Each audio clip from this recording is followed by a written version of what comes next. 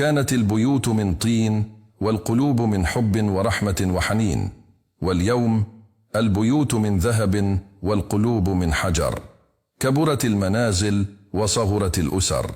تطور الطب وساءت الصحة، بلغنا القمر وجهلنا الجار، زاد المال وتلاشت راحة البال،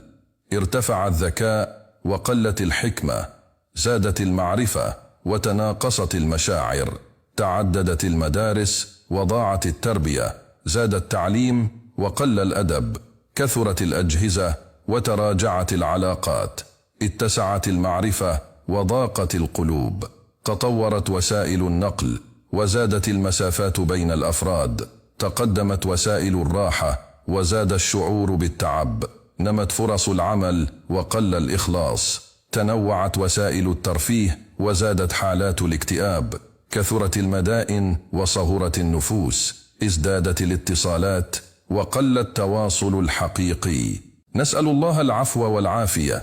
ونسعى لإعادة القيم والمبادئ التي تجعل حياتنا أكثر إنسانية ورحمة. لا تنس مشاركة المقطع حتى تعم